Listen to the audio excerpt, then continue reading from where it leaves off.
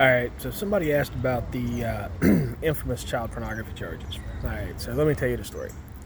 Here's what happened. The cops took my computers. I had a bunch of dirt on the cops. They took my computers to cover up this dirt. But they did this based off of an informant, Thomas Calvin Keller, my uncle, who was also charged with molesting his son. And after he took a polygraph test run by Jason Redden, yes, related to Ashley Redden, and also used to date my cousin Jacqueline, that we come into this whole issue of how exactly Tommy got off. Now, there's a BlackBerry recording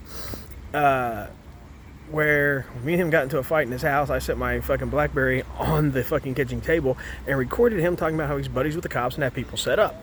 Right after this, he says that I'm going to blow up Beckley by attaching live power lines to gas lines. Now,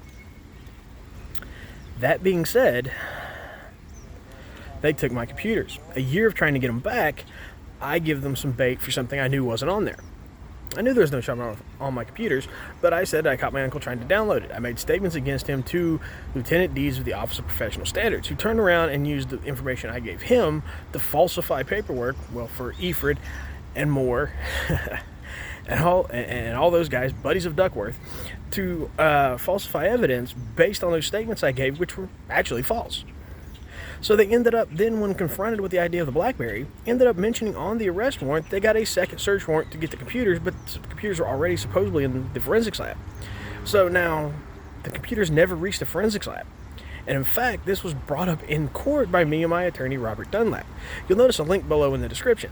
That is a recording where you will hear Pat Lamp say there's no mention of a second search warrant on the arrest warrant, and that they would not turn over the arrest warrant after a year until I got my discovery. I also put up a little shot here of the transcript from another court hearing where they dismissed the charge because the police never turned over evidence. It took them a whole year to turn over evidence, and they dropped the charges due to lack of evidence. Now think about that. How do you claim to have evidence on the arrest warrant and then claim to dismiss the case due to lack of evidence?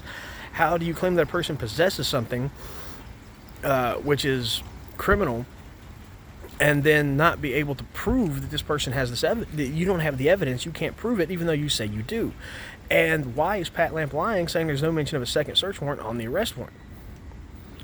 Recordings below.